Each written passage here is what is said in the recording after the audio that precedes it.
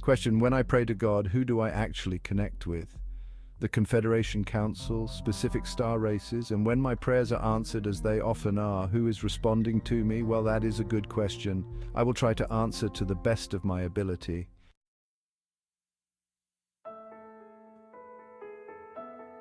Every thought that is formed, even if it is not consciously acknowledged, exists in the universe. It joins similar thoughts created by you and your neighboring consciousness, people, animals, and other living beings. Those thought patterns form groups or clusters. The thought groups then join other similar by vibration groups, and that establishes the energetical level, balance or disbalance, around specific areas on Earth. Some geographical areas have very high frequency, while others have very low frequency, so no matter how brief or prolonged a certain thought was, it never vanishes to nothing. It exists as a creation and creates ethereal realities until one day they become visible. Every individual intelligence has, figuratively speaking, a thought bank. It is the prevalent energy you have created as an individual by your thoughts. It is your reality in the ethereal realm which always finds a way to project itself into the physical reality you live in. You are literally a creator of your own reality. Of course, you must not forget karma, which consists of the thoughts, motivations, and actions you have created in the course of your entire existence as the soul's energy. You, I am sure, are aware of the situation when two people in the same physical circumstances experience them completely differently, as if being in two different worlds. That is because of their very individual ethereal reality they created with thought patterns. The more similar the ethereal reality among people, the more harmonious their physical interaction will be, like attracts like.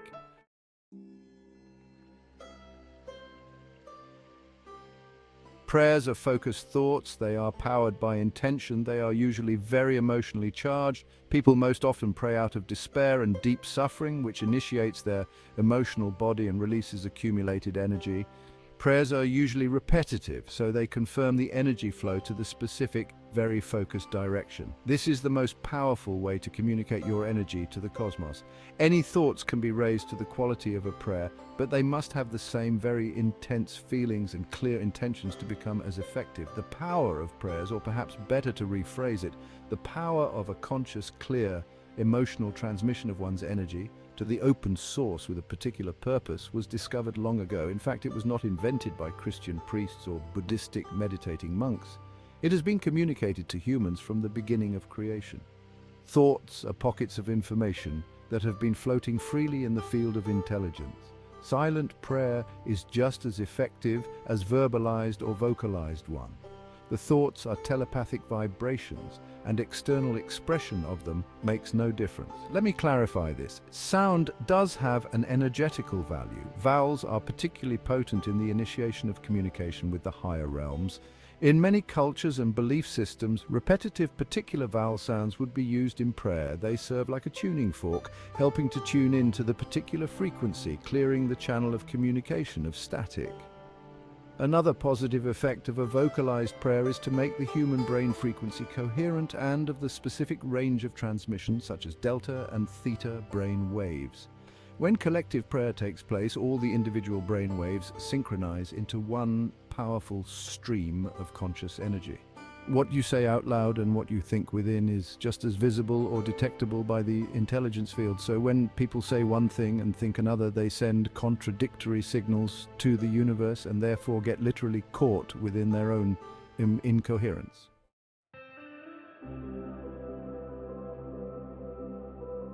Let me answer your question of how the prayer travels to the higher intelligence and how it is decided to answer or ignore it, and who is the divine secretary who processes those prayers.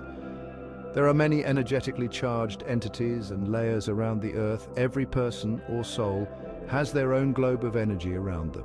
To simplify, the prayer, the conscious impulse of the specific nature, goes through your own energy field out to the next layer, which is your surrounding energy field consisting of both physical, living and non-physical intelligence, such as deceased relatives and loved ones who are still energetically connected, your soul family, your spiritual guides and guardian angels, etc. Then it goes to the larger level of the Earth's energy, where each geographical region has its own established frequency, including elementals, crystals, and a wide variety of other earthbound, non-physical energies. After that, the prayer goes through the protective layer of the earth itself, transmitting the signal out to the vaster universal energy fields. These universal fields are like an ultimate super AI, only it is organic, living and self-regulating intelligence. That field of intelligence evaluates the request of the prayer, and if all the previous layers of energy agree on the approval of such a query, then the energy of the universe converts that request into the direction of response, which materializes in the form of the answered prayer. Bear in mind, everything happens instantly. The thought is created, sent, processed, and effect received, all within a second. The reason it takes a certain period of time to see the result is only due to the density of the Earth combined with the individual energy field. It is a complicated algorithm that runs all the time and for all. It has all the basic laws embedded into it so that prayers with negative consequences for anyone will not be sent higher and instead will be held in the lower levels of intelligence. Those energies, in turn, might use it to reaffirm the negative inclinations of the individual. That is how evil intentions get carried through. Selfless and altruistic prayers for the good of others will always have a priority over self-serving goals. However, if the individual request has a positive effect on the praying individual and those around them, it will be able to project itself to the state of manifestation, regardless of how small the effect might be. Many variables are present in the process of the request and the response, the prayer and the answer. Personal energy level and the frequency of the aura are crucial elements. The purer the aura, the easier thoughts and prayers can pass through it to the higher realms. The lower and denser the energy of the individual, the more self-blocking the energy of communication will be. In the higher levels, much depends on the karmic inheritance of the soul group, personal karmic debts, and whether there are powerful guardians watching over the person. In a nutshell, there is no one particular being who answers human requests and puts the stamp of approval. Here is a little secret though. The more evolved a person's consciousness is, the fewer prayers of request they will transmit. There will be mostly prayers of gratitude, contentment, and willingness to serve.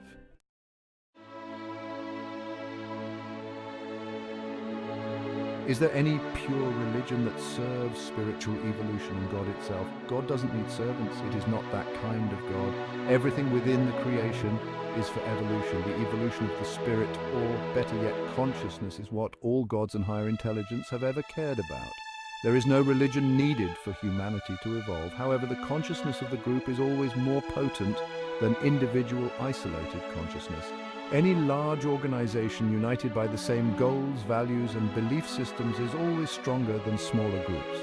This concept has been figured out long ago, and since then all kinds of cults, coalitions, and alliances have been formed. The governors and leaders of such groups were particularly intoxicated by how much power they could have at their disposal. It is a problem, obviously. Based on this law of energy, it has been misused and led to many disasters and wars. Again, let me repeat this. You do not need an organization of any kind to advance in your spiritual evolution. It is, however, much easier to go with the flow and step upon the path walked by many than to make your own path. There is no pure organization on earth known to you that you can join which truly accelerates human consciousness.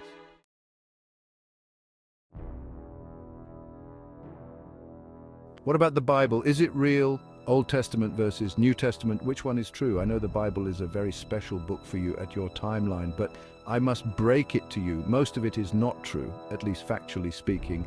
There are big problems with the timing and information presented as facts.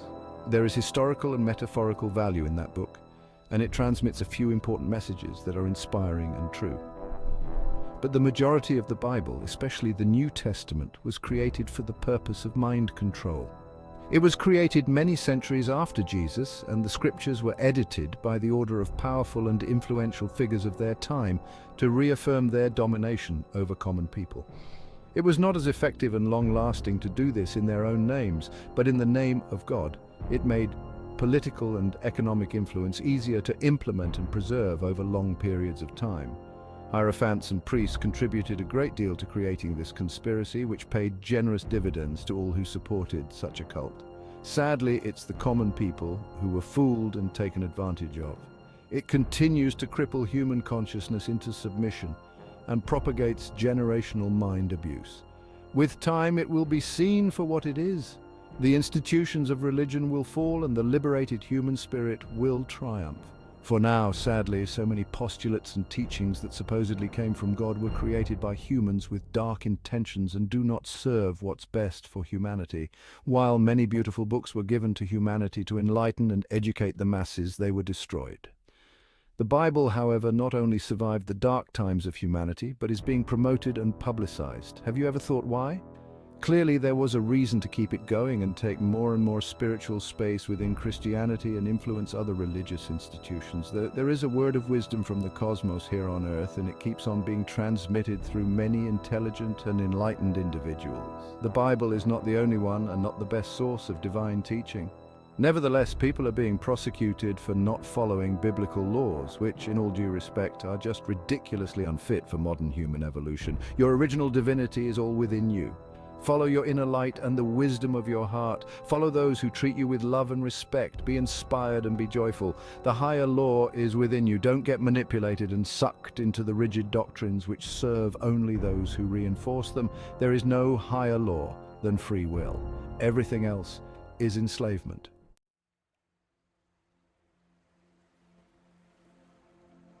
Can you explain what the subconscious is?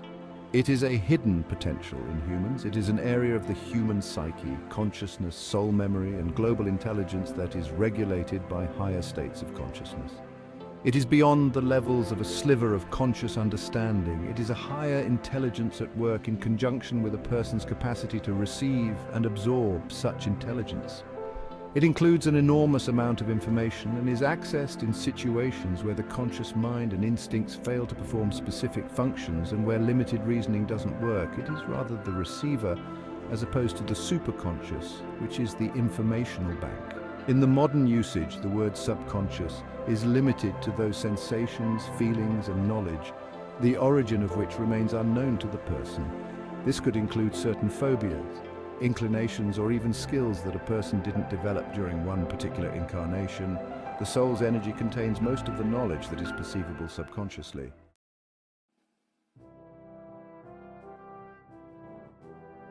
What is the universe? How is it different from God? It's not different, yet it is. First off, gods are the universe, and the universe is gods. I explained a lot about what humans perceive to be God, deity. It is a term that is heavily weaponized and misused for selfish purposes throughout history. That is why the New Age brought the word universe as an interchangeable term for God.